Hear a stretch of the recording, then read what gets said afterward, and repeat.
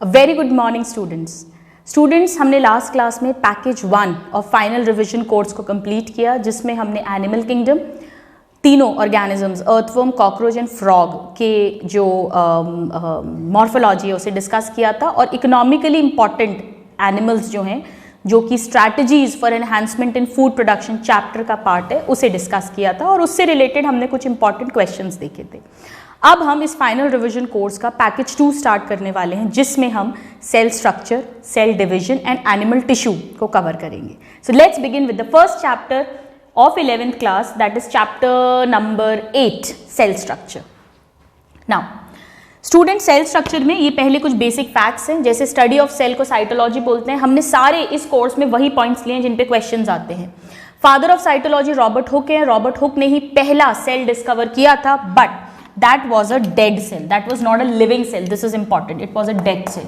bark of Spanish oak नाम का tree है, और एक्चुअली इन्होंने जो देखा था वो डेड सेल था, यानी इनको केवल सेल वॉल दिखी थी, इन्होंने उसको नाम दिया था सेल्यूले, right. So term cell was given by Robert Hooke, इनकी बुक में दिया था, जिस बुक का नाम था माइक्रोग्राफिया। ये सारे क्वेश्चंस आते हैं, और इन्होंने जो टर्म दिया था वो एक्चुअली सेल्यूले था, दिस वाज द टर्म, जिसे बाद में मॉडिफाई करके सेल बोला गया, but credit of terming the cell goes to Robert Hooke only, but it was a dead cell. First living cell जिन्होंने देखा था वो एंटन वैन ल्यूवेनहुक है, जिन्होंने पहला माइक्रोस्कोप भी डिस्कवर किया था, तो इन्हें फादर ऑफ माइक्रोस्कोपी भी कहते हैं। और इन्होंने बहुत सारे सेल्स देखे, bacteria, protozoa, yeast, sperm, RBC. इस पे क्वेश्चन आता है कौन कौन से सेल्स देखे। पहला लिविंग सेल, बट अगर जनरल क्वेश्चन है फर्स्ट सेल तो Robert Hooke, first dead cell Robert Hooke, first living cell Leeuwenhoek. Now nucleus की डिस्कवरी रॉबर्ट ब्राउन ने 1831 में करी। सेल थ्योरी दो साइंटिस्ट ने दी थी, श्लीडन एंड श्वान। Schleiden 1838, he was a German botanist, and श्वान ब्रिटिश जोलॉजिस्ट। इन दोनों ने मिलकर सेल थ्योरी दी थी। सेल थ्योरी में उन्होंने ये कहा था कि all living beings are made up of cell और देयर प्रोडक्ट्स। स्टूडेंट्स, एक बहुत इंपॉर्टेंट लाइन है एनसीईआरटी की, जिसपे क्वेश्चन भी आता है कि मिनिमम इंडिपेंडेंट लिविंग के लिए कम से कम एक सेल का बना हुआ होना चाहिए वो ऑर्गेनिज्म।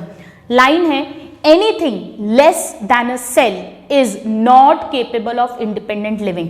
ये हमारे दिमाग में पॉइंट होना चाहिए। बट इनकी थ्योरी से ये नहीं पता चला था कि न्यू सेल कैसे अराइज होता है। इसे एक और साइंटिस्ट ने दिया, और इस थ्योरी को नाम दिया सेल लीनिएज थ्योरी। ये रुडोल्फ वर्चाउ ने 1855 में दी, और उन्होंने कहा ओमनिस सेल्यूले ई सेल्यूला। ये पूछा जाता है इस सेंटेंस का मतलब क्या है, किन्होंने दिया, कब दिया।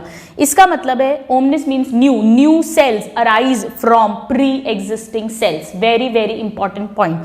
और अब जो न्यू सेल थ्योरी है उसमें इन दोनों पॉइंट्स को साथ में कंबाइन कर दिया है। So all these points are very very important. यहाँ पर स्टूडेंट्स एक ट्रिकी चीज ये है कि एनसीईआरटी में एक जगह जो न्यूक्लियस की डिस्कवरी है वो रॉबर्ट ब्राउन ने 1831 में करी, के एंड में करी, ऐसा है, और एक जगह 1832 है। तो इन दो में से कोई ना कोई एक ऑप्शन आएगा। इन केस दोनों ऑप्शंस आ जाएं तो 1832 लगा कर आना, बट अदरवाइज 31 या 32 में से जो भी एक ऑप्शन आएगा आपको वो लगा के आना है, right. So these are some of the very very important basic points about cell. Now cell जो है स्टूडेंट्स वो basic structural and functional unit of life है। मिनिमम एक सेल का कोई ऑर्गेनिज्म होना चाहिए अगर उसे इंडिपेंडेंट लिविंग करनी है, जैसे हमने इतने सारे प्रोटोजोआ, प्रोकैरियोट्स देखे हैं। नाउ सेल अलग अलग शेप एंड साइजेस के हो सकते हैं। एनसीईआरटी का, जैसे मैं हमेशा बोलती हूँ, every word, every diagram with their labelling is very very important. ये देखिए, इसमें एक आरबीसी बनाया हुआ, ह्यूमन आरबीसी। ये क्वेश्चन पूछते हैं, ये राउंड एंड बाइकॉन्केव है, 7.5 माइक्रोन का होता है। व्हाइट ब्लड सेल्स अमीबॉइड होते हैं, इरेगुलर होते हैं, अलग अलग टाइप के न्यूक्लियस हैं। ये सब हम पढ़ चुके हैं, हम डिस्कस भी करेंगे एनिमल टिश्यू में। कंपाउंड एपिथेलियल सेल्स है, इसी तरह स्क्वैमस एपिथेलियल सेल्स हो सकते हैं, क्यूबॉइडल एपिथेलियल सेल्स हो सकते हैं। ये मीसोफिल सेल्स हैं जिनमें क्लोरोफिल रहता है, लीव्स के, राउंड एंड ओवल। ये ट्रेकीड सेल है जो इलोंगेटेड है, और ये नर्व सेल है जो बहुत लंबा और ब्रांच है। It is one of the longest cell of human body. Now basically अगर हम न्यूक्लियस की बात करें तो दो टाइप के सेल होते हैं, एक्चुअली 3 टाइप के होते हैं, but we are going by NCERT, तो हमने प्रोकैरियोट और यूकैरियोट नाम लिखा है, बट एक्चुअली प्रोकैरियोट, यूकैरियोट और मीजोकैरियोटिक भी होते हैं, जैसे डायनोफ्लैजेलेट्स, बट हम उसकी डिटेल्स में नहीं जा रहे हैं। नाउ प्रोकैरियोटिक का सिंपल सा मतलब है कि इसमें डीएनए साइटोप्लाज्म में खुला पड़ा हुआ है, उसके चारों तरफ न्यूक्लियर मेम्ब्रेन नहीं है, that means it is naked in the cytoplasm, it lies naked in cytoplasm. जबकि यूकैरियोटिक में ट्रू न्यूक्लियस है, यानी उसके चारों तरफ न्यूक्लियर मेम्ब्रेन प्रेजेंट है, तो वो न्यूक्लियस नाम का प्रॉपर स्ट्रक्चर बन गया है। नाउ ये कुछ डायरेक्ट क्वेश्चंस है जो हमने लिखे हैं। Smallest cell, largest plant cell, largest animal cell, largest cell of human body, longest cell of human body, human RBC और ह्यूमन डब्ल्यूबीसी, ये सब हमें डायरेक्ट क्वेश्चंस पता होना चाहिए। इस पे और इस पे बहुत कॉमनली क्वेश्चन आता है। नाउ ये हमने प्रोकैरियोट और यूकैरियोट के बीच के डिफरेंस पढ़े हैं। आइए स्टूडेंट्स, इसको पढ़ने के पहले हम एक प्रोकैरियोटिक, टिपिकल प्रोकैरियोटिक सेल का क्विकली रिवीजन कर लें। मैं यहाँ एक बैक्टीरिया का डायग्राम बना रही हूँ, इधर पे देखिए, बिल्कुल बेसिक सिंपल सा डायग्राम। प्लाज्मा मेम्ब्रेन दोनों में होगी, जिसे सेल मेम्ब्रेन बोलते हैं। बैक्टीरिया में जो प्लाज्मा मेम्ब्रेन है वो इनफोल्ड हो जाती है, और इनफोल्ड होके वो जो स्ट्रक्चर बनाती है उसे कहते हैं मीसोजोम। Very very important. ये जो मीसोजोम होते हैं स्टूडेंट्स, इस पे बहुत क्वेश्चन आता है, हालांकि आपने ये डिटेल्स में पढ़ा होगा बॉटनी में, बट मैं क्विकली रिवाइज करती हूँ। ये डीएनए रेप्लिकेशन में काम आते हैं, और इस पे एरोबिक रेस्पिरेशन के एंजाइम्स प्रेजेंट होते हैं, यानी ये माइटोकॉन्ड्रिया से सेम फंक्शन परफॉर्म करता है। It is analogous to mitochondria. Very very important question. इसके अलावा ये सेल वॉल के रिपेयर में भी काम आता है। ये तीनों पॉइंट्स एनसीईआरटी में दिए हुए हैं। नाउ ये इसका साइटोप्लाज्म होगा। कुछ प्लाज्मा मेम्ब्रेन से जगह जगह पर इस तरह के स्ट्रक्चर्स भी इसमें बाहर निकलते हैं। ये दो टाइप के हो सकते हैं। नंबर 1 या तो पिलेई और या फिम्ब्री। नाउ पिलेई जो होते हैं स्टूडेंट्स, ये खोखले हॉलो होते हैं, और ये काम आते हैं एक बैक्टीरिया से दूसरे बैक्टीरिया में अगर डीएनए का ट्रांसफर होना है तो, right. So this is an important point, आपने बॉटनी में सब पढ़ाई है डिटेल में। फिम्ब्री जो होते हैं ये सॉलिड स्ट्रक्चर्स हैं, और ये सेल को अटैच करते हैं, कहीं पे भी चिपकने में, अटैचमेंट में काम आते हैं। नाउ इसके चारों तरफ होती है सेल वॉल। नाउ प्रोकैरियोट्स की जो सेल वॉल होती है स्टूडेंट, जिसका सबसे इंपॉर्टेंट पॉइंट ये है कि ये पेप्टाइडोग्लाइकन्स की बनी हुई है, यानी कार्बोहाइड्रेट प्लस प्रोटीन, NAG और N acetyl glucosamine and N acetyl muramic acid, NAM and NAG. It is not made up of cellulose or chitin like eukaryotic cell. Now cell wall सभी प्रोकैरियोट्स में present होती है except mycoplasma. This is very very very very important point, कई बार question आया है. Now इसके चारों तरफ एक स्लाइमी लेयर होती है like this. This is very important, इस पे क्वेश्चन आता है. ये या तो स्लाइमी हो सकती है, जिलेटिनस है ये बेसिकली, और पॉलीसेकेराइड्स की बनी हुई है यानी कार्बोहाइड्रेट की. Very very important. ये या तो स्लाइमी होगी या अगर ये ठोस भी हो सकती है तो हम इसे सेल कोट कह देते हैं. ये बेसिकली ग्लाइकोकैलिक्स है. और ग्लाइकोकैलिक्स जो होता है स्टूडेंट्स, वो सेल आइडेंटिफिकेशन में हेल्प करता है, सेल प्रोटेक्शन में हेल्प करता है, और सबसे इंपॉर्टेंट ये सेल को किसी बैक्टीरिया वायरस से पहचानने, मतलब फैगोसाइटाइज होने में, जो बैक्टीरिया वायरल सेल है वो कहीं पहचाना ना जा सके फैगोसाइट से, उसका प्रोटेक्शन करता है. सो इसके इंपॉर्टेंट पॉइंट्स हो गए, ये प्रोटेक्ट करेगा, ये सेल रिकॉग्निशन में हेल्प करेगा, ये सेल एडहेरेंस में हेल्प करता है. ये सब कुछ इसके इंपॉर्टेंट पॉइंट्स हैं. पॉलीसेकेराइड्स का बना हुआ है, स्लाइमी सेल कोट होता है. ये जो तीनों हैं, glycocalyx, cell wall and this plasma membrane, इन तीनों को मिलाकर कहते हैं capsule of the prokaryotic cell. Right, this is the cell capsule, पूरा कोट जो है. नाउ इसके अलावा इसमें ये सिंपल मिलेगा इसका डीएनए मटेरियल, और इसका डीएनए जो होता है ये डबल स्ट्रैंडेड है, सर्क्यूलर है, सिंगल है, और किसी भी हिस्टोन से एसोसिएटेड नहीं है. No histone protein. This is the chromosomal DNA. इसके अलावा इसमें प्लाज्मिड मिलता है जो कि डबल स्ट्रैंडेड सर्क्यूलर डीएनए है, but it is extra chromosomal. This is very very important.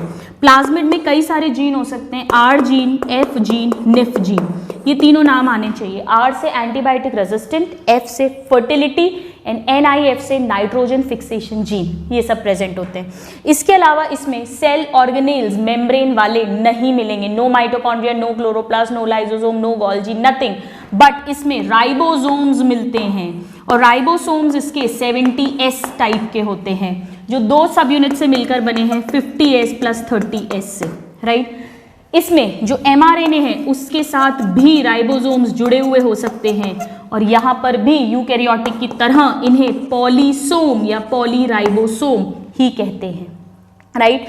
इसके अलावा इनमें फ्लैजिला या सीलिया मिल सकते हैं। अगर सपोज ये फ्लैजिला है इस तरह से, ये सेल मेम्ब्रेन का एक्सटेंशन है तो इसके चारों तरफ भी सेल मेम्ब्रेन की एक लेयर मिलती है और इनका जो फ्लैजिला होता है वो फ्लैजिलिन प्रोटीन का बना है, जबकि यूकैरियोट्स का टिब्यूलिन प्रोटीन का बना होता है। इनका जो फ्लैजिला होता है वो 360 डिग्री रोटेशन शो करता है, डिफरेंट टाइप का मूवमेंट शो करता है as compare to eukaryotic cell. और इनका जो है वो सिंगल स्ट्रैंडेड प्रोटीन होता है, जबकि यूकैरियोट्स में 9+0 अरेंजमेंट होता है, जिसे हम डिस्कस करेंगे। सो ये एक बेसिक्स हमने बनाया है। इसके अलावा इसके साइटोप्लाज्म में बहुत सारी इंक्लूजन बॉडीज होती हैं। ये जो इंक्लूजन बॉडीज हैं इसमें अलग अलग सब्सटेंसेस प्रेजेंट होते हैं, जैसे कि इसमें वॉल्यूटिन होता है ग्रैन्यूल, साइनोफाइसिन ग्रैन्यूल्स हैं, ग्लाइकोजन ग्रैन्यूल्स हैं। अभी हम डिस्कस कर लेंगे टेबल में। So these are all the important points. Now आइए अब हम इसको एक बार डिस्कस कर लेते हैं। ये देखिए, न्यूक्लियर मेम्ब्रेन एब्सेंट, प्रेजेंट। यहाँ पे single circular chromosome, no histone, very very important, जबकि इसमें डीएनए हिस्टोन के साथ जुड़ा रहता है। देन प्लाज्मिड इसमें प्रेजेंट हो सकता है। प्लाज्मिड क्या है? एक्स्ट्रा क्रोमोसोमल डीएनए जिसमें R gene, F gene, nif gene ऐसे स्पेशल जीन्स होते हैं, जबकि यहाँ पर जो एक्स्ट्रा क्रोमोसोमल डीएनए है वो माइटोकॉन्ड्रिया या प्लास्टिड में प्रेजेंट होता है, प्लाज्मिड्स नहीं होते हैं। इसकी प्लाज्मा मेम्ब्रेन में स्टेरॉल्स नहीं हैं जो स्टेबिलिटी प्रोवाइड करे, जबकि यहाँ पर कोलेस्ट्रॉल रहता है, प्लांट्स में कम, एनिमल्स में ज़्यादा। नाउ इसकी सेल वॉल पेप्टाइडोग्लाइकन की बनी है और सेल वॉल एब्सेंट होती है माइकोप्लाज्मा में, जबकि इसकी सेल वॉल सेल्यूलोज या काइटिन की बनी है। काइटिन की फंगस में रहती है, सेल्यूलोज की मेनली प्लांट एल्गी में रहती है, हम डिस्कस करेंगे। एनिमल्स में सेल वॉल एब्सेंट होती है। इसमें 70S राइबोसोम्स हैं, इसके साइटोप्लाज्म में 80S हैं, बट माइटोकॉन्ड्रिया एंड प्लास्टिड में 70S टाइप के ही होते हैं, हम डिस्कस करेंगे। इसमें कोई मेम्ब्रेनस ऑर्गेनेल नहीं है, इसमें बहुत सारे मेम्ब्रेनस ऑर्गेनेल्स होते हैं। इसका फ्लैजिला फ्लैजिलिन प्रोटीन का बना है, सिंगल स्ट्रैंडेड होता है, जबकि हमारा 9+2 अरेंजमेंट शो करता है। आई एम सॉरी, मैंने गलती से 9+0 बोल दिया था, वो सेंट्रियोल होता है और टिब्यूलिन प्रोटीन का बना है।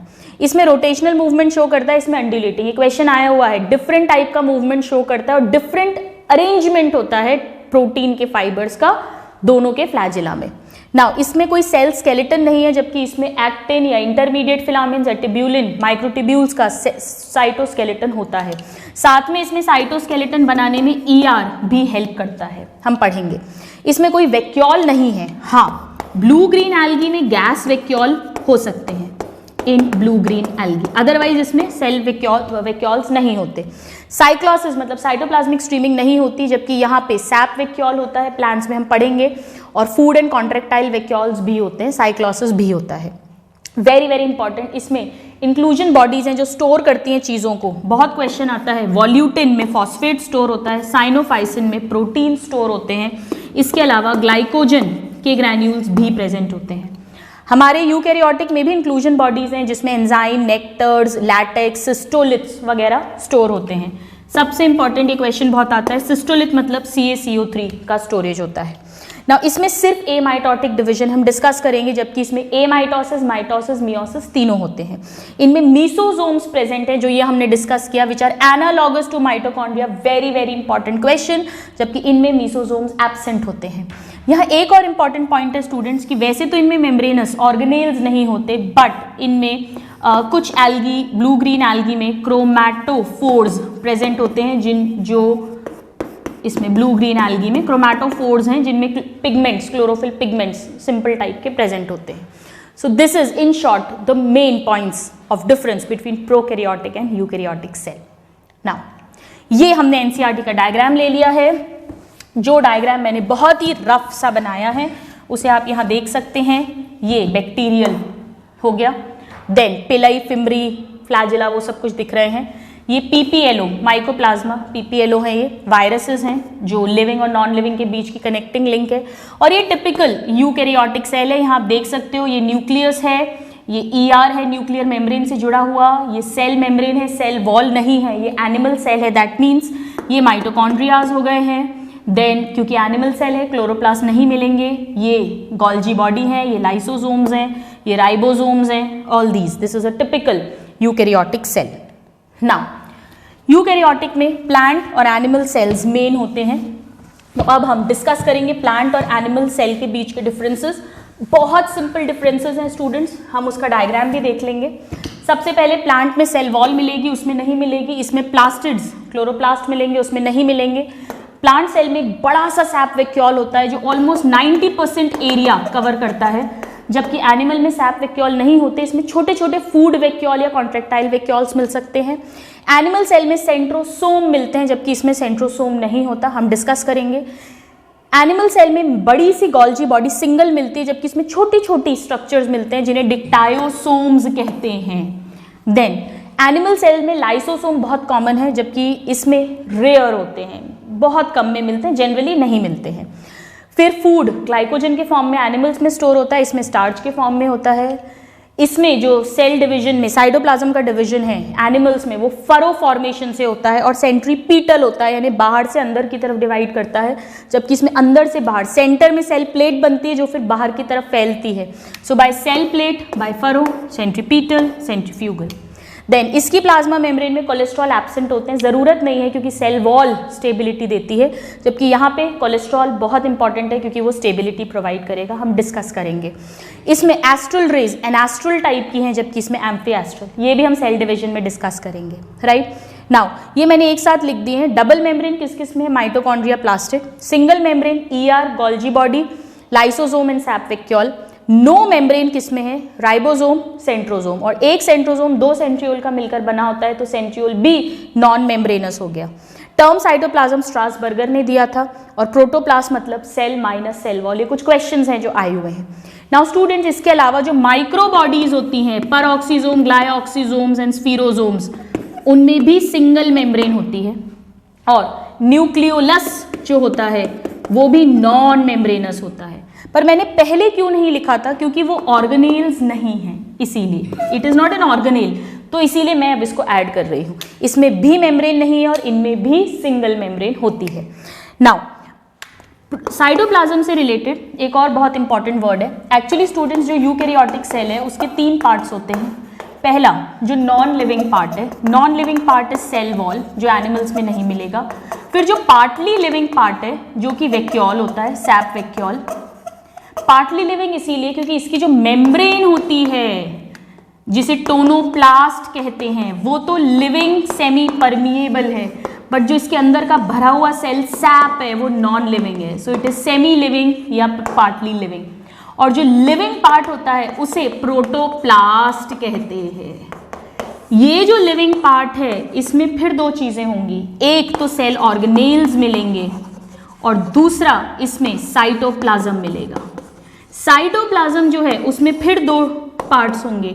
एक जो क्लियर साइटोप्लाज्म है उसे हाइलोप्लाज्म बोलते हैं, ये याद होना चाहिए। This is clear amorphous cytoplasm.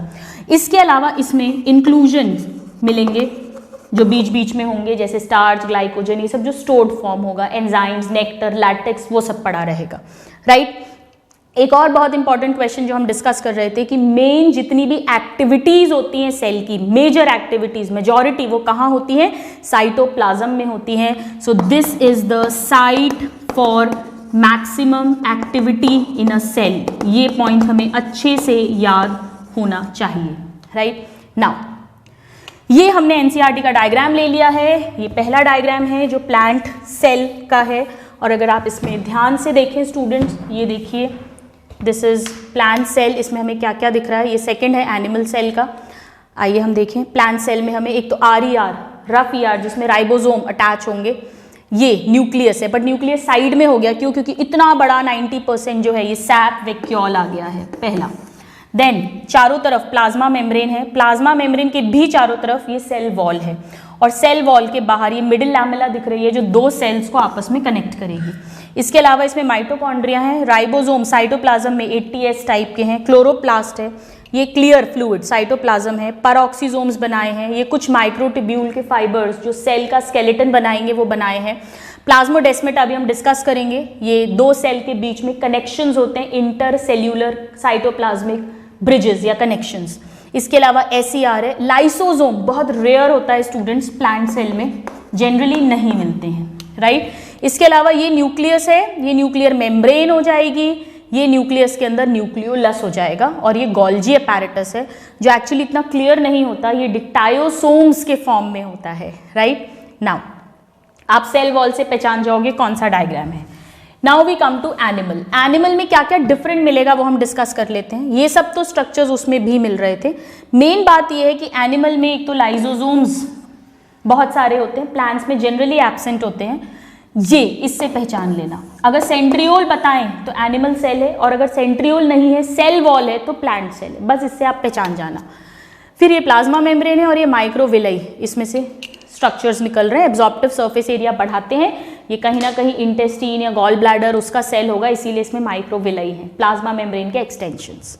Now let's talk about all of these one by one. सबसे पहले सेल वॉल की बात करते हैं। सेल वॉल की डिस्कवरी रॉबर्ट हुक ने की थी, जिन्होंने पहला सेल और टर्म सेल दिया था। ये नॉन लिविंग होती है, टोटली परमिएबल है, फुल्ली परमिएबल, जबकि प्लाज्मा मेम्ब्रेन लिविंग है and selectively and semi permeable है। ये दो मेन डिफरेंसेस हैं cell membrane and cell wall में, दोनों इंपॉर्टेंट है। फंक्शन है इसका शेप प्रोवाइड करना, रिजिडिटी प्रोवाइड करना, प्रोटेक्शन देना। नाउ प्लांट और एनिमल की जो सेल वॉल है वो मेनली सेल्यूलोज के मैक्रोफाइब्रिल्स से बनी हुई है, और इसके बीच बीच में जो मैट्रिक्स है उसमें क्या क्या भरा हुआ है, हेमीसेल्यूलोज है, और साथ में पेक्टिन, लिग्निन, ये सब तो है प्लांट के अंदर। और जो एल्गी है उसमें हेमीसेल्यूलोज है, पेक्टिन है, इसके अलावा गैलेक्टोज है, मैनोज है। ये आपको आना चाहिए, एनसीईआरटी में दिया हुआ है, right. This is for algae. अगर हम फंगल की बात करें तो फंगल का जो मेन मैक्रोफाइब्रिल्स हैं ये बने हुए हैं मेनली 90% काइटिन के प्लस 10% सेल्यूलोज के, और फिर इसमें भी हेमीसेल्यूलोज भी है थोड़ा बहुत, राइट। सो मेनली ये काइटिन की बनी है और ये दोनों मेनली सेल्यूलोज के बने हुए हैं। नाउ सेल वॉल सब में प्रेजेंट होती है, ऑल यूकैरियोटिक सेल एक्सेप्ट, ये किस में नहीं होगी, एक तो एनिमल्स में नहीं होती और एक ये प्लांट के गैमीट्स में नहीं होती। ये इंपॉर्टेंट क्वेश्चन है students, right. Now cell wall के जो पहले माइक्रोफाइब्रिल्स बनेंगे और फिर माइक्रोफाइब्रिल से मैक्रोफाइब्रिल्स बनेंगे। एनीवेज, अब ये कैसे बनती है सेल वॉल। सेल वॉल में सबसे पहले ध्यान से समझिएगा, जब सेल डिवीजन होता है, सपोज ये दो सेल्स हैं, तो जब सेल डिवीजन होता है तो बीच में कुछ टुकड़े माइक्रोट्यूब्यूल्स के आ जाते हैं, जिन्हें हम कहते हैं स्टूडेंट्स फ्रैगमोप्लास्ट। ये फ्रैगमोप्लास्ट क्या है, डायरेक्ट क्वेश्चन आता है। ये माइक्रोट्यूब्यूल्स के रेमिनेंट्स हैं, टुकड़े बचे हुए। इसके बीच बीच में गोल्जी बॉडी आ जाएंगी और गोल्जी बॉडी सिक्रीट करना शुरू करेंगी पेक्टिन, तो यहाँ पेक्टिन जमा हो जाएगा, तब हम इसे कहते हैं सेल प्लेट। और फिर जब इसमें कैल्शियम और मैग्नीशियम आ जाएगा तो यही बन जाएगी मिडिल लैमेला, और अब इस मिडिल लैमेला के ऊपर फिर बनेगी सेल वॉल। तो अब समझिएगा, सेल वॉल का प्रीकर्सर है मिडिल लैमेला, मिडिल लैमेला का प्रीकर्सर है सेल प्लेट, और सेल प्लेट किस पर बनी है, फ्रैगमोप्लास्ट पे। ये हमें अच्छे से समझ आना चाहिए। सेल प्लेट क्या है, पेक्टिन की बनी हुई है, जबकि मिडिल लैमेला किसकी बनी है, ये प्रीकर्सर है सेल वॉल का, डायरेक्ट इस पर ही सेल वॉल बनने वाली है।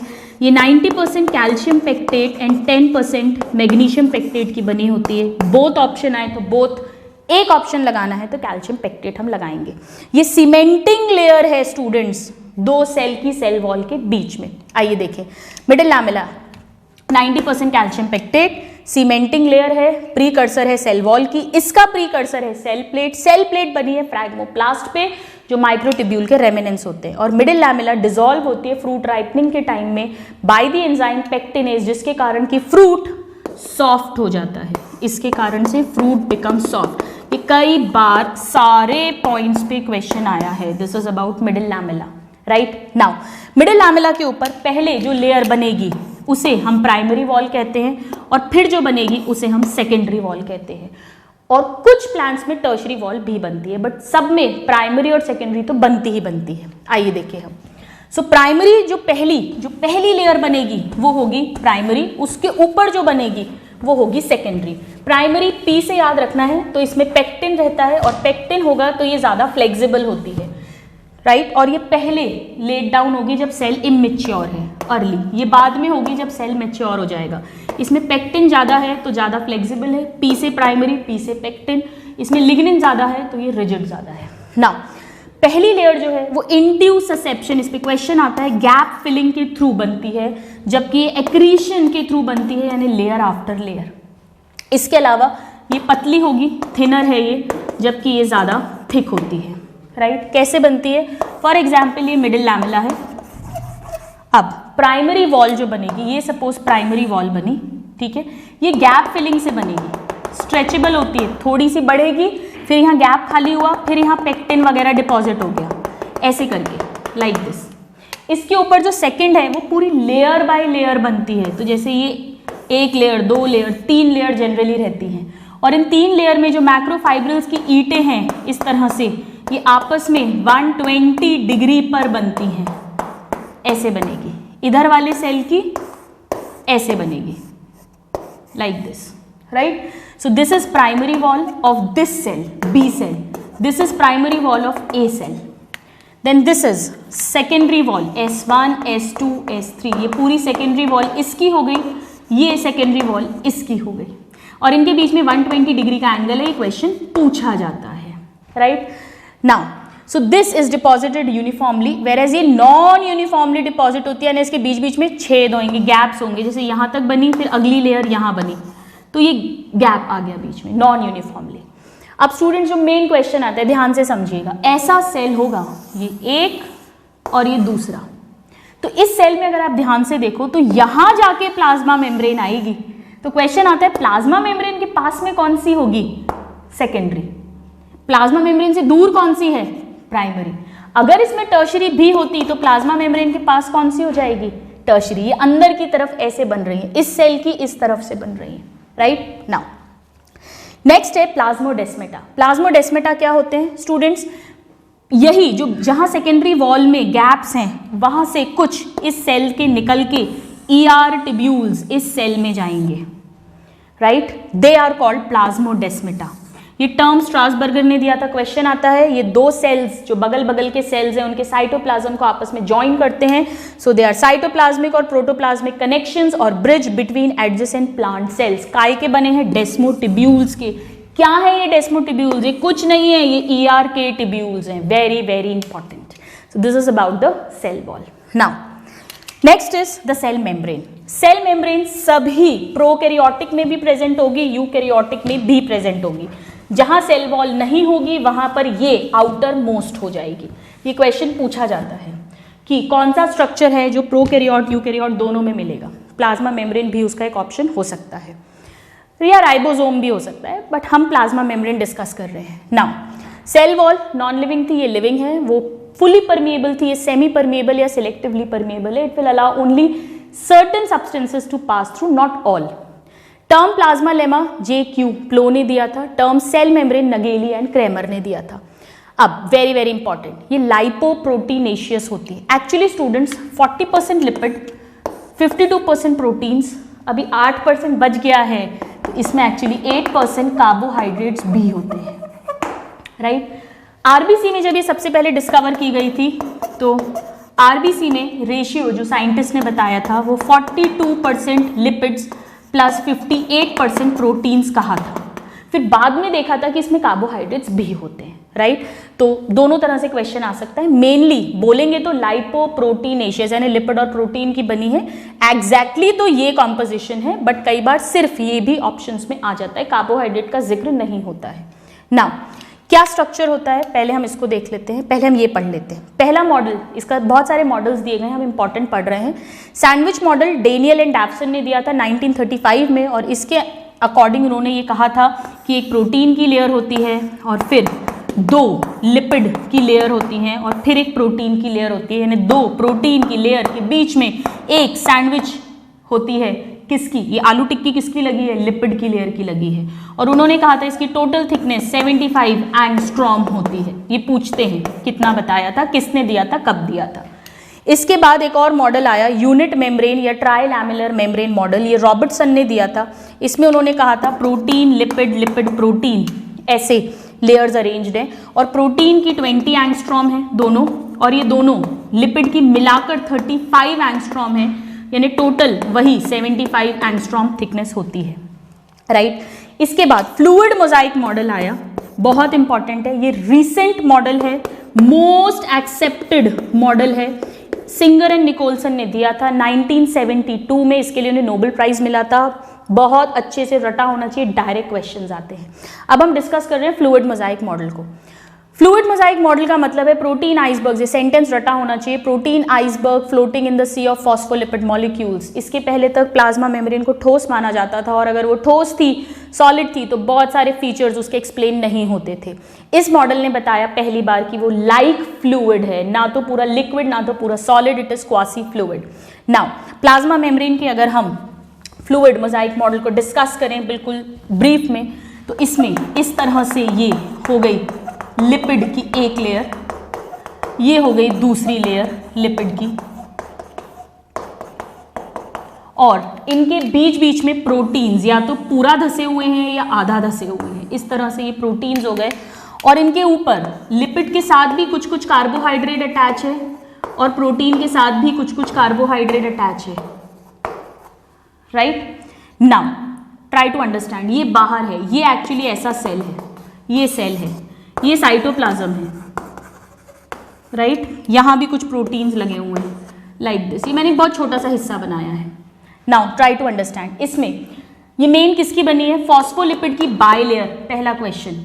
और प्रोटीन्स दो तरह के हैं, पूरे या आधे धसे हुए इंट्रिंसिक प्रोटीन या इंटीग्रल प्रोटीन, और दूसरा एक्सट्रिंसिक प्रोटीन्स जो सरफेस पे अटैच है। पर ध्यान दीजिए, अब मेन क्वेश्चन, ये सरफेस बाहर की तरफ या अंदर की तरफ कहीं भी हो सकता है, साइटोप्लाज्म की तरफ या सेल के बाहर, बट सरफेस पर अटैच है, वेरी वेरी इंपॉर्टेंट। ये 30% होते हैं एक्सट्रिंसिक या पेरिफेरल, और ये इंट्रिंसिक 70% होते हैं। ये प्रोटीन पार्ट है, किस में तैर रहा है, लिपिड की सी में। लिपिड मेन कौन सा होता है, फॉस्फोलिपिड। फॉस्फोलिपिड में मोस्ट कॉमन कौन सा वाला, लेसिथिन। कैसा होता है ये होता है एम्फीपैथिक। एम्फीपैथिक का मतलब इसमें पोलर एंड नॉन पोलर दोनों पार्ट्स हैं, ऐसा स्ट्रक्चर होता है, रटा रहना चाहिए। ये है हेड, ये है टेल, इसमें ये है टेल, ये है हेड। तो हेड्स बाहर की तरफ है, टेल्स अंदर की तरफ है, ये क्वेश्चन पूछा जाता है। हेड पोलर है, पोलर मतलब पानी को प्यार करने वाला, हाइड्रोफिलिक, और ये नॉन पोलर है यानी पानी से नफरत करने वाला, हाइड्रोफोबिक। ये पॉइंट हमें अच्छे से याद होना चाहिए, क्वेश्चन पूछते हैं। ये जो कार्बोहाइड्रेट्स जुड़े हुए हैं लिपिड या प्रोटीन से, जिन्हें ग्लाइकोप्रोटीन या ग्लाइकोलिपिड कहेंगे, इसे कहते हैं ग्लाइकोकैलिक्स, जो सेल रिकॉग्निशन में हेल्प करता है। और ये सिर्फ बाहर की तरफ होगा, ये इस तरफ नहीं होगा। एक्सट्रिंसिक प्रोटीन दोनों एंड्स पर है, बट ग्लाइकोकैलिक्स का कोट सिर्फ बाहर की तरफ है। ये इंपॉर्टेंट कॉन्सेप्ट है, क्वेश्चन आता है। आइए अब हम देख लेते हैं। ये देखो ग्लाइकोकैलिक्स काय का बना है, ऑलिगोसैकेराइड्स है, इसका कोट है, किसके साथ अटैच्ड है ये, एक्चुअली लिपिड एंड प्रोटीन। तो ये ग्लाइकोलिपिड्स एंड ग्लाइकोप्रोटीन्स बनाएंगे। कहाँ प्रेजेंट है, सिर्फ आउटर सरफेस पे, अंदर की तरफ कभी नहीं होगा। काम क्या है, सेल का attachment and identification. Now next, यहां पर आप नेक्स्ट पॉइंट देखिएगा। प्लाज्मा मेम्ब्रेन में मेनली जो लिपिड है वो फॉस्फोलिपिड है, और फॉस्फोलिपिड में भी जो मोस्ट कॉमन है वो है लेसिथिन। सो मेन फॉस्फोलिपिड कैसा है, एम्फीपैथिक। एम्फीपैथिक मतलब पोलर या hydrophilic head and non polar या हाइड्रोफोबिक टेल। टेल अंदर की तरफ, हेड्स बाहर की तरफ। टेल के बीच बीच में यहाँ कोलेस्ट्रॉल के मॉलिक्यूल्स हैं जो स्टेबिलिटी देते हैं। ये मेनली एनिमल सेल में ज़्यादा होंगे, प्लांट में कम, हम डिस्कस कर चुके हैं। नाउ वेरी इंपॉर्टेंट, बहुत क्वेश्चन आता है, फ्लूइडिटी का कारण क्या है। फ्लूइडिटी का कारण है फॉस्फोलिपिड के मॉलिक्यूल्स का मूवमेंट। दो तरह के मूवमेंट होते हैं, या तो ये ऐसे मूव करेंगे लेटरल, या ऊपर वाला नीचे, नीचे वाला ऊपर, दिस इज फ्लिप फ्लॉप। पर ये किसका मूवमेंट है स्टूडेंट्स, ये फॉस्फोलिपिड का मूवमेंट है, प्रोटीन का नहीं। इसमें बहुत क्वेश्चन आता है, प्रोटीन्स में फ्लिप फ्लॉप मूवमेंट्स नहीं होंगे, सिर्फ फॉस्फोलिपिड में होंगे। ये बहुत इंपॉर्टेंट है, राइट। दो टाइप के मूवमेंट्स हो गए, lateral and flip flop. Now next, proteins दो तरह के हैं, एक्सट्रिंसिक या पेरिफेरल, ये दोनों तरफ होंगे, ये इंपॉर्टेंट कंसेप्ट है, आउटर एंड इनर दोनों, सरफेस पर है पर दोनों। इसका बहुत बढ़िया एक एग्जाम्पल है स्पेक्ट्रिन प्रोटीन, जो कि आरबीसी की इनर सरफेस पे प्रेजेंट होता है और यही आरबीसी को शेप प्रोवाइड करता है। इट्स अ डायरेक्ट एग्जाम्पल, कई बार पूछा गया है। It is an extrinsic protein present on the inner surface of RBC. Intrinsic या इंटीग्रल प्रोटीन बहुत सारे हो सकते हैं, एटीपीएस, कोई भी टनल प्रोटीन अगर पूरा धसा हुआ है, पार्टली धसा हुआ, कैसा भी हो सकता है, परमीएजेस, ये सब इंट्रिंसिक है। ये 70% या 30% परसेंटेज पता होना चाहिए ना। हाइड्रोफोबिक इंट्रैक्शंस होते हैं प्रोटीन के अमीनो एसिड्स और फॉस्फोलिपिड की टेल्स के बीच, उसके कारण इन्हें स्टेबिलिटी मिलती है, नहीं तो फॉस्फोलिपिड के मॉलिक्यूल्स से जो फ्लूइडिटी मिल रही है ये बह जाते हैं। तो जो स्टेबिलिटी है वो कोलेस्ट्रॉल प्रोवाइड कर रहा है और hydrophobic interactions between protein and tails of lipid provide कर रहा है, जबकि फ्लूइडिटी फॉस्फोलिपिड का मूवमेंट प्रोवाइड कर रहा है। तो ना पूरा स्टेबल ना पूरा liquid, it is quasi fluid. Now calcium इसकी परमेबिलिटी को रेगुलेट करता है, डायरेक्ट क्वेश्चन है। ग्लाइकोकैलिक्स या सेल कोच सिर्फ आउटर साइड पर है। दो kind of membrane transport, membrane का मेन काम सिलेक्टिवली परमेबल है, ट्रांसपोर्टेशन करना है। दो टाइप का है, अगर एनर्जी यूज नहीं हो रही है, हाई टू लो कॉन्सेंट्रेशन है तो पैसिव, और अगर एनर्जी यूज हो रही है क्योंकि लो टू हाई, टिल्लू पंप की तरह लो से हायर की तरफ चढ़ाना है तो एनर्जी लगेगी, that is active transport. Examples बहुत इंपॉर्टेंट है। पैसिव में पहला है simple diffusion, vitamin A, D, E, K, इनका जो ट्रांस एब्सॉर्प्शन है किसी भी चीज का, सिंपल डिफ्यूजन। दूसरा ऑस्मोसिस, ऑस्मोसिस का मतलब है वाटर का movement. Then facilitated diffusion, facilitated diffusion का मतलब है इसमें भी हाई टू लो कॉन्सेंट्रेशन जाएगा बट एक करियर मॉलिक्यूल की हेल्प से। इसका एग्जाम्पल है students GLUT 4 and GLUT 5। Glucose linked transport, glucose linked transport है ये, इसमें ग्लूकोज का ट्रांसपोर्टेशन होगा बट एक करियर प्रोटीन के साथ लिंक होकर। ये लिवर एंड मसल्स में जो ग्लूकोज का ट्रांसपोर्ट है वो इसी तरह से होता है, अपटेक। और GLUT5 नाम का जो करियर प्रोटीन है, करियर मॉलिक्यूल है, वो फ्रक्टोज का ट्रांसपोर्टेशन करवाता है इंटेस्टीन में इसी तरह से। बट इन दोनों में एनर्जी यूज नहीं हो रही है, ये पैसिव टाइप का होता है, करियर मॉलिक्यूल इन्वॉल्व होता है, रटा होना चाहिए, बहुत क्वेश्चन आता है। नाउ एक्टिव की अगर हम बात करें, दो तरह का हो सकता है। प्राइमरी एक्टिव जहां डायरेक्ट एटीपी यूज होगी, जैसे कि sodium potassium pump. Sodium potassium pump में स्टूडेंट्स 3 सोडियम बाहर जाते हैं जिसके बदले में 2 पोटेशियम अंदर आते हैं और 1 एटीपी यूज होती है, right. So this is primary active. दूसरा इज सेकेंडरी, सेकेंडरी में भी एनर्जी यूज होगी बट डायरेक्ट यूज नहीं होगी। इसका टिपिकल एग्जाम्पल हमें पता होना चाहिए, SGLT, sodium glucose linked transport, जो इंटेस्टीन की म्यूकोजल सेल्स में होता है। इसके अलावा जो पिनोसाइटोसिस एंड फैगोसाइटोसिस होता है वो भी एक्टिव ट्रांसपोर्ट का एग्जाम्पल है जिसमें एटीपी यूज होती है। So these are all the revision part of membrane transport. Now ये हमने एनसीईआरटी का डायग्राम ले लिया है because as I always say इसके डायग्राम्स पर ही क्वेश्चन आ जाते हैं with labelling. Now this is the structure for fluid mosaic model, Singer Nicolson 1972 में जो दिया था। ये देखिए, ये सारे हेड्स दिख रहे हैं फॉस्फोलिपिड के, ये टेल्स हैं। ये देखिए, ये ऐसा है, मैं बनाती हूँ, ये हेड, ये टेल, ये टेल, ये हेड, इस तरह से बहुत सारे। इसके बीच बीच में ये सब प्रोटीन्स हैं, ये भी प्रोटीन्स हैं, एक्सट्रिंसिक एंड इंट्रिंसिक। और ये देखिए प्रोटीन्स और लिपिड्स के साथ में ये ऑलिगोसैकेराइड्स जुड़े हुए हैं जो ग्लाइकोकैलिक्स कोट बना रहे हैं। और ये देखिए टेल्स के बीच बीच में, ये एक टेल है, ये दूसरी टेल है, ये कोलेस्ट्रॉल का मॉलिक्यूल है जो स्टेबिलिटी प्रोवाइड कर रहा है। दिस इज इंटीग्रल प्रोटीन, ये प्रोटीन्स हैं, ये शुगर्स हैं, ये लिपिड की बाइलेयर्स हैं, जैसा हमने डिस्कस किया। So this is the diagram. You please note this down, then we'll read मोर।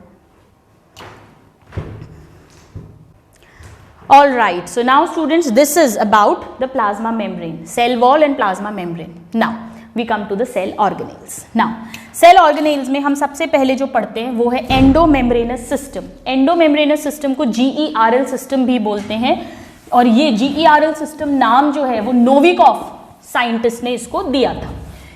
इनको एक साथ इसलिए पढ़ते हैं स्टूडेंट्स क्योंकि ये आपस में इनका फंक्शनल रिलेशन होता है एक दूसरे से। इसमें 4 आते हैं, क्वेश्चन पूछते हैं कि इनमें से कौन सा एंडोमेम्ब्रेनस सिस्टम का या GERL सिस्टम का पार्ट नहीं है। तो इन 4 तो है, उसके अलावा कुछ दिया होगा वो नहीं होगा।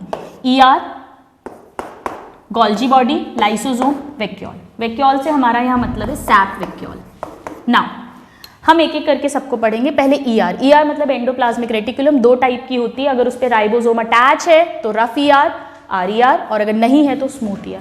स्टूडेंट्स ध्यान रखिएगा, कई बार ये रफ ER या इसको राइबोसोमल ER या रफ ER भी कहते हैं, या ग्रैन्युलर, क्योंकि इसमें दाने दाने दिखेंगे तो ये ग्रैन्युलर हो गई, जबकि ये ए ग्रैन्युलर, क्योंकि इसमें राइबोसोम अटैच नहीं है, दाने दाने नहीं दिखेंगे तो ए ग्रैन्युलर। नाउ ये 3 फॉर्म्स में मिलती है, या तो सिस्टर्नी या टिब्यूल्स या वेसिकल। वेसिकल मतलब ऐसे गोले गोले, टिब्यूल मतलब ऐसा लंबा लंबा, और सिस्टर्नी मतलब कुछ ऐसा ऐसा जॉइन आपस में इस तरह से, तो सिस्टर्नी।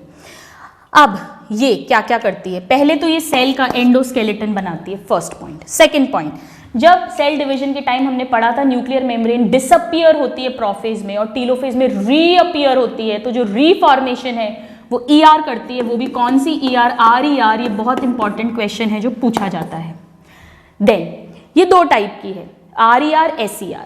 RER कहाँ ज्यादा मिलेगी? जहाँ पे प्रोटीन का सिंथेसिस ज्यादा होना है। कहाँ प्रोटीन का सिंथेसिस ज्यादा होना है? जैसे कि पैनक्रिया के सेल्स, सलाइवरी ग्लैंड्स, लिवर, मतलब बेसिकली जहाँ पे भी ग्लैंड्स हैं, जहाँ पे भी एंजाइम्स बनने हैं, कोई भी प्रोटीन बनना है, हार्मोन्स बनने हैं प्रोटीन वाले, उन सब में RER ज़्यादा होगी। SER कहाँ ज़्यादा होगी? जहाँ पे लिपिड का मेन सिंथेसिस है, ये रटा होना चाहिए। लिपिड, या कई बार स्टेरॉइड करके भी क्वेश्चन आ जाता है। स्टेरॉइड भी मॉडिफाइड लिपिड है, डिराइव लिपिड है, सो वहाँ पे SER ज़्यादा होगी, राइट। जैसे कि वेरी वेरी इंपॉर्टेंट, जितने भी हमारे ऐसे हार्मोन्स हैं जो स्टेरॉइडल हार्मोन्स हैं, जैसे एड्रीनल ग्लैंड जो है, एड्रीनल कॉर्टेक्स, वहाँ पे ये ज़्यादा मिलेगी। फिर टेस्टिस ओवरी में ये बहुत ज़्यादा मिलेगी। फिर जहाँ पे डिटॉक्सिफिकेशन होना है, ये देखो लिवर का, लिवर में, वहाँ पे भी SER डिटॉक्सिफिकेशन कॉज करती है। फिर हमने अभी अभी पढ़ा था प्लाज्मोडेस्मेटा, जो साइटोप्लाज्मिक ब्रिजेस हैं वो भी ER के टिब्यूल्स हैं, सो इट फॉर्म्स प्लाज्मोडेस्मेटा। इसी से गोल्जी बॉडी, स्पीरोसोम्स, ये सब बनने वाले हैं। मसल्स में यही कैल्शियम आयन को स्टोर करती है, हमने पढ़ा है, तो वहाँ इसे सार्कोप्लाज्मिक रेटिक्यूलम कह देते हैं। So what is sarcoplasmic reticulum? It is ER of muscle cell, right. So these are some of the important points. ER absent कहाँ होगी? ER एब्सेंट होती है या पुअरली डेवलप्ड होती है मैच्योर RBC में, मैमेलियन RBC में, एग्स यानी ओवम में, इसमें ये पुअरली डेवलप्ड या एब्सेंट होती है, right. So this is about ER। Major points, सबसे इंपॉर्टेंट RER प्रोटीन सिंथेसिस क्योंकि राइबोसोम प्रेजेंट है, और SER लिपिड या स्टेरॉइड सिंथेसिस, न्यूक्लियर मेम्ब्रेन का रिफॉर्मेशन, साइटोस्केलेटन, डिटॉक्सिफिकेशन, प्लाज्मोडेस्मेटा, ये सब कुछ फॉर्म होता है। नाउ ये हमने NCERT का डायग्राम लिया है, इसमें अगर आप ध्यान से देखें इस डायग्राम पर भी क्वेश्चन आया हुआ है। ये बना हुआ था और पूछा था कि ये कौन सा ऑर्गेनेल है, मैच करिए विथ इट्स करेक्ट फंक्शन। आप देख के पहचान सकते हो। न्यूक्लियर मेम्ब्रेन से भी ER कहाँ कहाँ होता है? जैसे सपोज स्टूडेंट ये सेल है, ये न्यूक्लियस है, सपोज मैं रफ बना रही हूँ, ये न्यूक्लियर मेम्ब्रेन है, तो या तो वो अलग से भी हो सकती है इस तरह से ER, या वो न्यूक्लियर मेम्ब्रेन से भी जुड़ा रहता है, कैसे भी हो सकता है। अगर इस पे राइबोसोम प्रेजेंट हुए तो RER, और नहीं हुए तो SER। तो ये न्यूक्लियस है, ये न्यूक्लियर मेम्ब्रेन है, और ये स्ट्रक्चर क्या है? RER। इस पे क्योंकि राइबोसोम्स दिख रहे हैं तो ये हो गई रफ ER, क्योंकि ये राइबोसोम है। और यहाँ पे ये देखिए, जहाँ पर राइबोसोम नहीं दिख रहे हैं ये हो गई स्मूथ ER, जो लिपिड और स्टेरॉइड्स बनाएगी, ये प्रोटीन्स बनाएगा, राइट। नाउ इस ही ER से, मेनली SER से, ये इंटरकन्वर्टेबल होती है। राइबोसोम अटैच हुआ तो RER बन गई, राइबोसोम हटा तो SER बन गई। नाउ राइबोसोम कैसे अटैच होता है समझिएगा। राइबोसोम की 2 यूनिट होती है, एक बड़ी और एक छोटी। तो जो लार्जर यूनिट होती है राइबोसोम की, वो अटैच होती है ER से।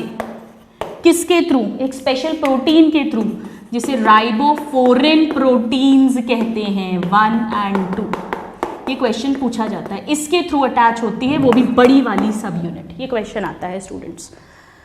नाउ RER, उससे SER बनेगी, राइबोसोम्स हटेंगे और SER से गोल्जी बॉडी बनेगी। नाउ जो गोल्जी बॉडी होती है स्टूडेंट्स, आइए हम उसके बारे में डिस्कस करें। गोल्जी बॉडी प्लांट सेल्स में किस फॉर्म में होती है? डिक्टायोसोम, यानी बहुत सारी मल्टीपल छोटी छोटी, जबकि एनिमल्स में कैसे होती है? ये सिंगल होती है, लार्ज होती है और न्यूक्लियस के पास होती है। किससे बनी है?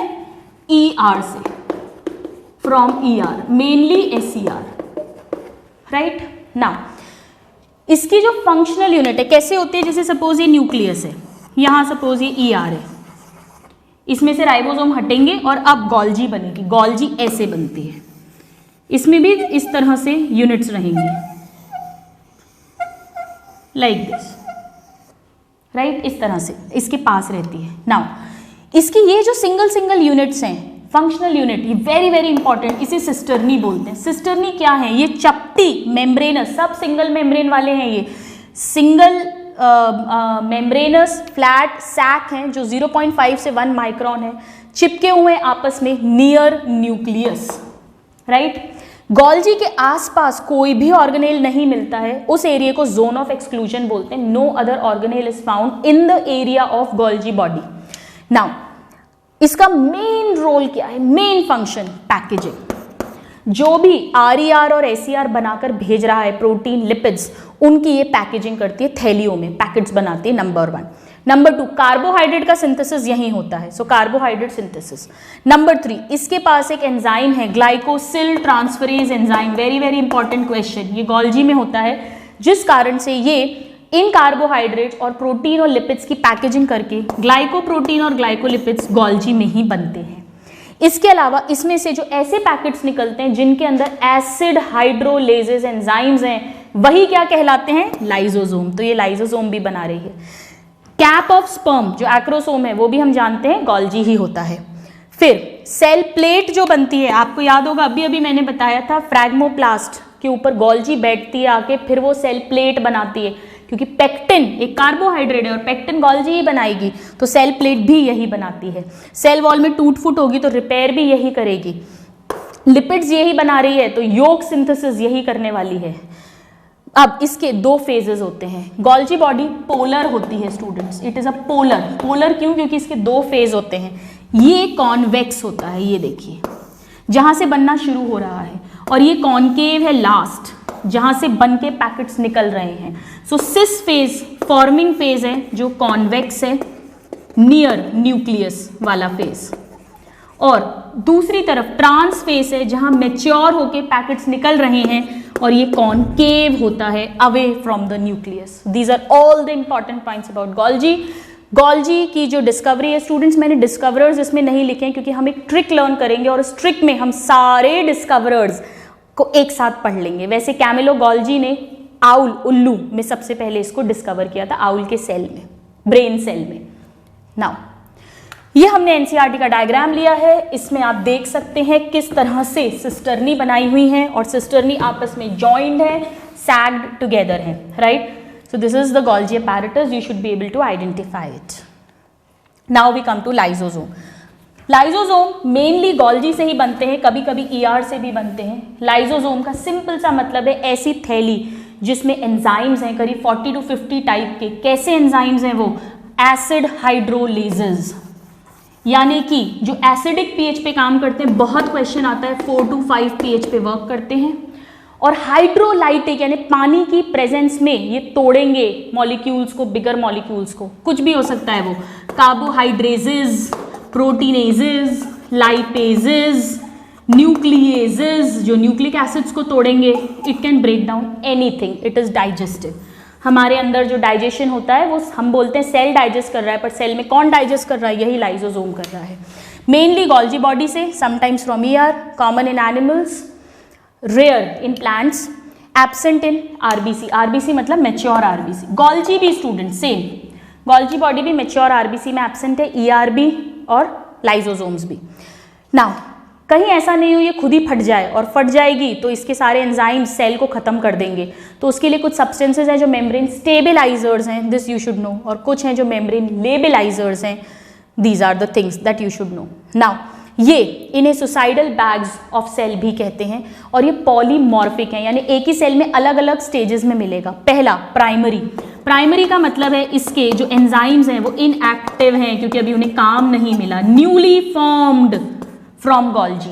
देन सेकेंडरी या हेट्रोफैगोजोम, इसका मतलब है प्राइमरी वाला जिसको फूड वैक्यूल जिसके साथ जुड़ गया, यानी खाना मिल गया, काम मिल गया, तो इसके एंजाइम्स क्या हो जाएंगे, activate. So this has active enzymes, this is basically primary lysosome plus food vacuole.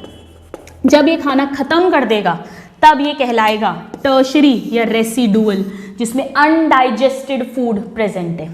और ऑटोफैगोसोम मतलब अगर वो लाइसोसोम सेल के ही old and worn out organelles को डिस्ट्रॉय कर रहा है, खा रहा है, then it is called autophagosome. So these are the 4 types of lysosomes which are called suicidal bags.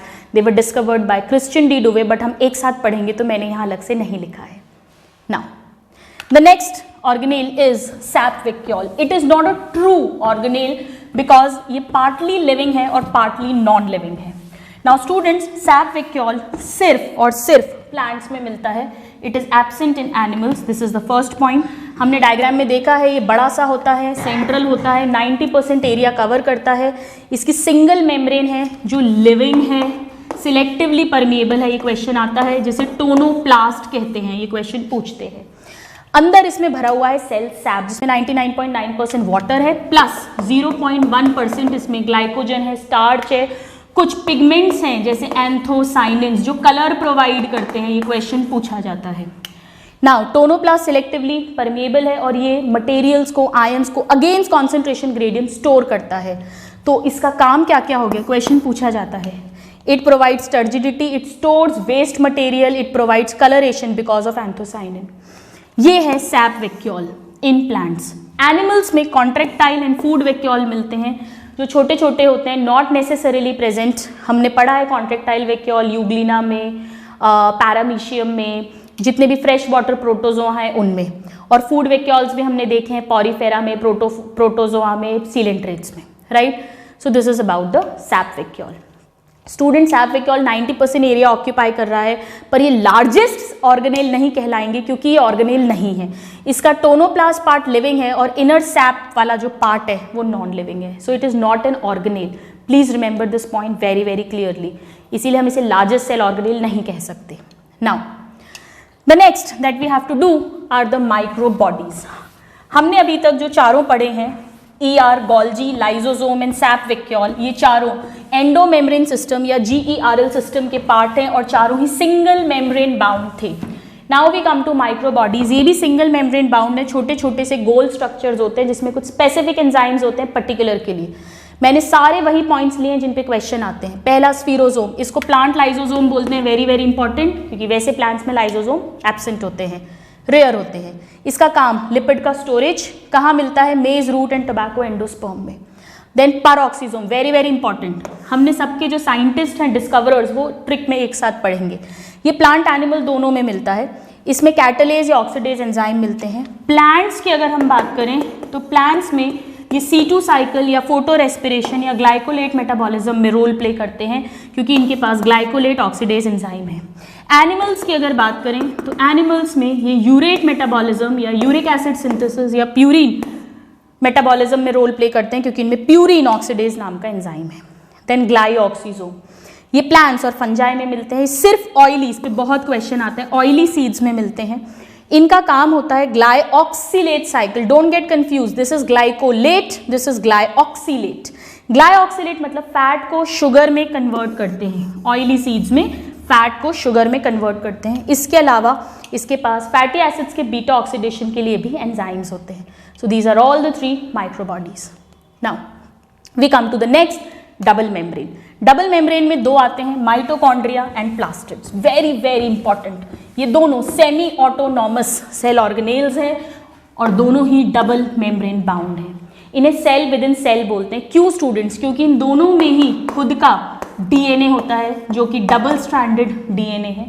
दोनों में खुद के राइबोसोम है, जो प्रोकैरियोट्स की तरह 70S राइबोसोम है, तो दोनों खुद अपने प्रोटीन्स बना सकते हैं। प्रोटीन मशीनरी पूरी की पूरी इनके पास में है, बट इनकी आउटर मेम्ब्रेन न्यूक्लियस बनाता है, तो ये पूरा नहीं बना सकते हैं, तो पूरे ऑटोनॉमस नहीं है, सेमी ऑटोनॉमस है। एक तरह से सेल के अंदर सेल हैं, they are cell within cell, क्योंकि इनके पास खुद का डीएनए, खुद का राइबोसोम, खुद की प्रोटीन मेकिंग मशीनरी है।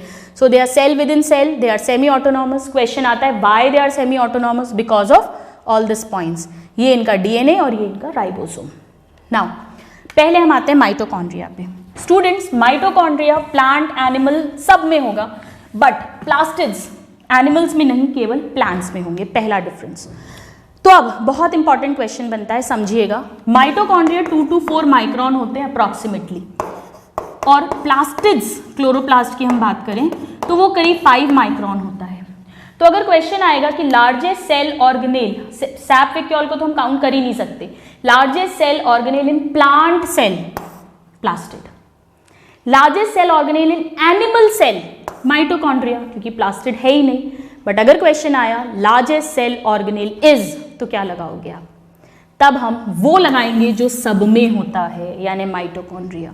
सो सिर्फ अगर क्वेश्चन आएगा, ये देखिए largest cell organelle, particularly animal लिखा हो तो भी माइटोकॉन्ड्रिया, सिर्फ जनरल लिखा हो तो भी माइटोकॉन्ड्रिया। हाँ, अगर प्लांट सेल अलग से पूछें तो प्लास्टिड। 2 to 4 माइक्रोन कॉलिकर ने डिस्कवर किया था, बेंडा ने इसका नाम दिया था। माइटोकॉन्ड्रिया सिंपल सा फंडा है, इसे पावर हाउस ऑफ सेल बोलते हैं। यहाँ पे एटीपी बनने वाली है, तो जिसमें जितनी एटीपी जरूरत होगी, जितने एक्टिव सेल्स होंगे, उसमें माइटोकॉन्ड्रिया ज्यादा होगा।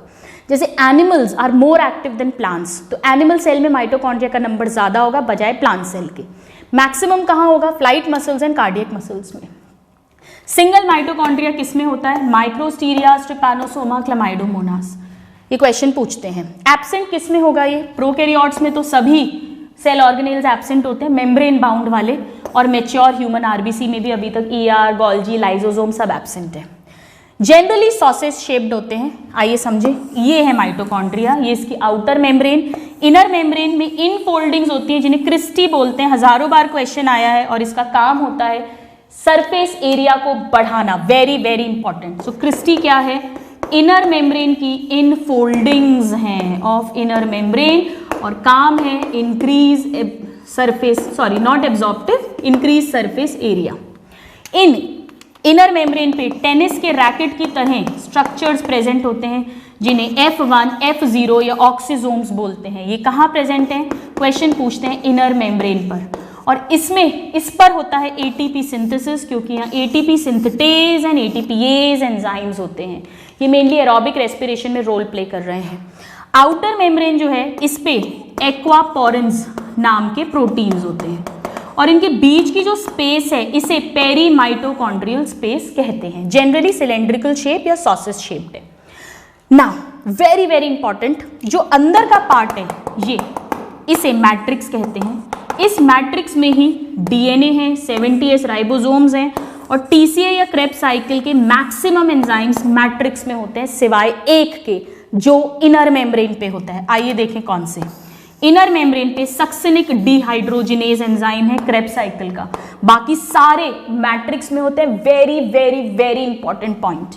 इसके अलावा जितने भी साइटोक्रोम ऑक्सीडेज हैं वो भी इनर मेम्ब्रेन पे होते हैं, यानी जितने भी ऑक्सीडेटिव फॉस्फोरिलेशन है वो सब इनर मेम्ब्रेन पर होगा।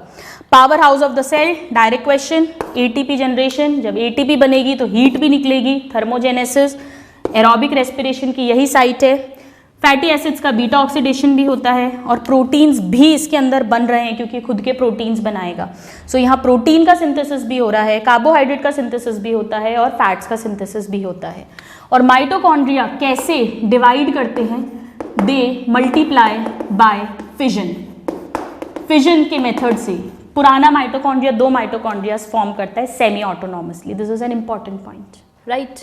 नाउ ये हमने एनसीईआरटी का डायग्राम ले लिया है, मैंने आपको एक रफ डायग्राम बना के दिखाया है। आइए हम इसको समझे, देखिएगा।